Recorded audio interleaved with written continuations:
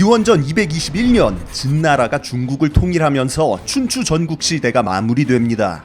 유일의 천자가 된 진나라 왕 영정은 신화시대에 중국을 다스렸다고 전해지는 삼황오제에서 이름을 따와 황제라는 새로운 지위를 스스로 만들어내고 최초의 황제라고 해서 훗날 시황제 내지는 진시황이라고 불리게 되죠. 시황제는 주나라 때부터 1000년 가까이 이어져 온 본국들의 전통을 다 없애버리고 전국을 36개 군으로 재편해서 강력한 중앙집권 정부를 만들었습니다. 지방마다 다르던 글자도 하나로 통일시키고 마차가 다니는 길의 폭도 통일하고 도량형도 통일해서 헷갈리지 않도록 다 정비하는 등 통일 중화제국의 틀을 제시했죠. 혼란스러운 시대였지만 춘추전국 시대에는 그런 혼란상을 잠재우기 위한 온갖 학파들이 생겨나서 이른바 제자백가라고 불리웠습니다. 중국 역사상 최초이자 마지막으로 학문과 사상, 자연과학이 자유롭게 꽃피웠던 시대가 펼쳐진 것이죠. 그러나 중국 대륙을 통일한 시점에서 사상가들은 시황제에게 그저 쓸데없는 훈수충들에 지나지 않았습니다. 시황제는 꼭 필요한 실용적인 책들만 빼고 춘추전국 시대 동안 사상가들, 특히 유학자들이 만들고 전하던 서적들, 그리고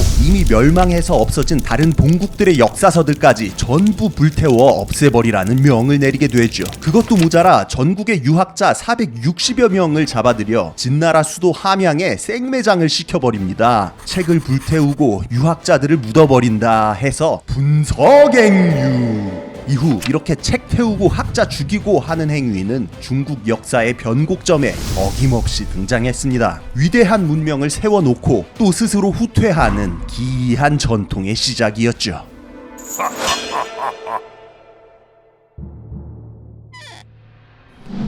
중화세계는 당나라, 송나라와 같은 걸출한 통일왕조를 거치면서 세계를 선도하는 문명으로 확실히 자리매김했습니다. 문예와 상업이 눈부시게 발전하고 석탄을 연료로 쓰며 혹자는 송나라 때 중국이 이미 산업혁명의 문턱에 있었다고까지 말하기도 할 정도죠. 그러나 송나라 말기인 13세기를 전후로 요나라와 금나라, 몽골 제국을 이은 원나라까지 북방 이민족들이 휩쓸고 가면서 중화 문명은 위기를 맞게 됩니다. 몽골인들이 세운 원나라는 중국인들이 여지껏 읽어왔던 문화, 탄탄한 관료제와 중앙집권 시스템 같은 걸 전혀 이해하지 못했고 이해하려고 하지도 않았어요. 한족들을 3등 신민, 4등 신민으로 강등시키고 이름도 마음대로 지을 수 없게 하며 그냥 자기들이 기르는 가축들처럼 농사지어 세금을 내는 동물에 가깝게 취급했죠. 몽골인 관리들이 각 마을마다 내려와 철저하게 통제하며 한족들의 무기 소유나 집단 행동은 원천 금지됐습니다. 토지는 황폐화되고 바다에는 해적들이 들끓었어요. 당연히 원나라 100년도 안 돼 쫓겨날 수밖에 없었습니다. 몽골의 잔혹한 통치를 끝내고 명나라를 세운 명태조 주원장은 한족들의 희망이자 한 줄기 빛이었습니다. 그러나 정말 안타깝게도 중화 문명의 진짜 몰락, 그 끝없는 추락은 주원장에서부터 가속도를 얻기 시작했어요. 정권이 아직 불안한 상태였던 데다 몽골의 잔당이 만리장성 건너편에서 여전히 중원을 노리고 있었습니다. 몽골 통치 기간에 무너진 향촌 사회는 부정부패가 만연해서 탐관 오리들이 기승을 부렸고요. 이런 핑곗거리들은 주원장을 거의 편집증적으로 황권 강화에 목숨을 걸게끔 만들었습니다. 주원장은 그냥 길거리 시정잡배에서 시작해 중원의 천자까지 된 어떻게 보면 인간 승리의 표본이라고도 할 수 있는 인물이었습니다. 때문에 몽골인들과 탐관오리들에 대한 증오심에 더불어 자기보다 잘난 사람들에 대한 열등감까지 엄청났죠. 이 때문에 황권 강화를 핑계로 개짓거리들만을 자행하면서 명나라는 물론 중국의 미래를 암흑 속으로 밀어넣게 됩니다. 애초에 중국에 민주주의나 삼권 분립 같은 인권 개념이 없긴 했지만 그래도 유구한 관료 사회의 역사가 있잖아요. 그래서 명나라에서도 범죄나 뇌물 같은 건 상서성에 속한 형부에서 관할해야 되는 게 원칙이었습니다. 그런데 주원장은 황제 직속 사병기구인 금의위라는 걸 만들어서 누구든지 간에 잘못 걸리면 재판부터 처형까지 원큐에 처리했죠. 뇌물을 추적한다면서 강제로 거짓 자백을 하게 만들었기 때문에 때문에 누구 한 명 걸리면 사돈의 팔촌까지 영문도 모르고 황천길에 같이 올랐어요. 형벌도 역대 한족 왕조들과는 차원이 다른 야만적인 방법으로 집행했습니다. 법전에 나와 있는 전통적인 형벌은 다 쌩까고 거란족이나 몽골인들한테 배운 능지처참과 같은 잔인한 극형을 남발해서 사람 목숨을 파리 목숨으로 여겼죠. 탐관오리와 부정부패를 근절하고 반란분자들을 막는다는 미명 아래 한 번 사단이 나면 2만 명, 3만 명은 우습게 죽어나갔습니다. 명나라 세워지고 얼마 지나지 않아 개국공신들은 전부 숙청당하고 일가 친척들까지 세트로다가 다 멸족당해 버렸고요. 여기까진 그래도 핑계는 좋았죠. 실제로 부정부패가 만연했고 정권 안정을 위해 개국공신들 뒤통수 치는 건 한나라 때부터 전해지는 유구한 전통이니까요. 그러나 주원장의 사고방식은 이런 상식을 뛰어넘는 것이었습니다. 명분은 명분이고 실제로는 자기 자신의 열등감까지 우겨넣었기 때문이었어요. 때문에 기어코 문자의 옥이라고 하는 희대의 악습이 주원장 때 자리를 잡게 됩니다. 중국에서는 황제의 이름을 함부로 부르거나 적어서는 안 된다는 피휘의 전통이 있는 데다가 한자 하나가 여러 가지 의미로 해석될 여지가 있었기 때문에 정권의 초창기나 혼란기에 이런 걸로 트집 잡아서 사람 죽이는 일이 자주 있어 왔습니다. 그러나 이런 문자의 옥을 주력으로 삼아서 사실상의 합법적 탄압수단으로 장기간 활용한 것은 주원장이 최초였어요. 자기가 한때 스님으로 살았던 걸 엄청나게 부끄러워했기 때문에 대머리를 연상시키는 빛날 광자는 쓰면 안 된다, 뭐 이런 건 기본이고, 주원장이 싫어하는 글자가 들어간 사서, 고서들도 사대부들이 달라붙어 전부 고쳐서 다시 써야 됐습니다. 그냥 기분 내키는 대로 기적의 해석으로 즉결 처분하는 경우도 다반사였습니다. 예를 들자면 수자는 그냥 다르다라는 뜻일 뿐입니다. 근데 이걸 보고 글자를 분해해서 대는 몹쓸 놈, 주는 주원장이라는 뜻이니까 자기 욕하는 거다, 뭐 이런 식이에요. 진짜 그냥 지루에 밟은 겁니다. 글자 하나 잘못 썼다고 이런 식으로 그냥 죽여요. 이전의 중화 제국들은 황제를 정점으로 하면서도 수많은 정부 기관들이 유기적으로 돌아가며 제국을 운영했었습니다. 하지만 편집증적인 황권 강화 욕심과 개인적 열등감까지 더해진 주원장은 정부 기관들을 다 무용지물로 만들고 국가 시스템 자체를 있으나 마나로 만들었죠. 원래 중국의 황제는 재상을 따로 두어서 티키타카 하면서 나랏일을 논의하는 게 당연한 일이었는데, 심지어 재상도 없애버리고 오로지 자기 혼자만의 힘으로 모든 직무를 수행했어요. 그나마 하나의 왕조를 개창한 주원장 정도 되니까 이렇게라도 나라가 돌아가긴 했는데, 주원장 죽고 나서 후손들이 다 어땠다? 패급이었다. 이때 유럽에서는 신대륙이다, 르네상스다, 대헌장이다 하면서 도약을 시작했는데, 명나라는 무능력한 황제와 탐욕스러운宦관들이 다 해먹는 불량 국가로 전락하며 결국 만주족에게 다시 천하를 내주게 돼버렸습니다.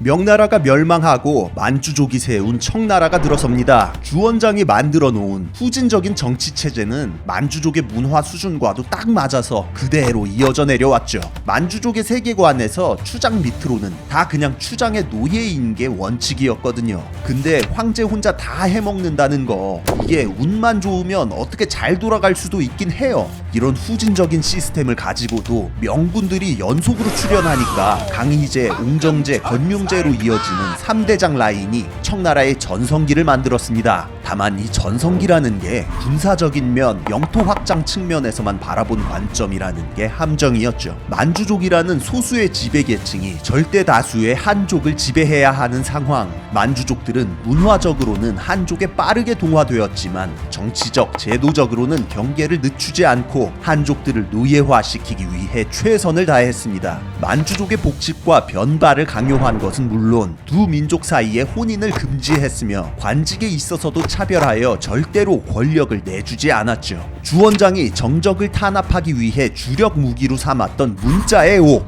주원장이 이걸 개인적인 열등감 때문에 남용했다면 만주족은 민족적인 열등감 때문에 남용했습니다. 당연히 훨씬 오랜 기간 동안 더 악랄하게 이용됐죠. 강희제 때 본격적으로 시작돼서 옹정제 때 정점을 찍고, 건륭제 때도 끊임없이 문자의 옥이 일어나서 사람이 수만 명씩 죽어나갔습니다. 강희제 때 미완성인 채로 남아버린 명나라의 역사서 명사를 몰래 입수해서 이걸 완성해보려고 했던 장정롱이라는 사람이 있었는데, 이 사람 죽고 나서 이게 발각이 돼요.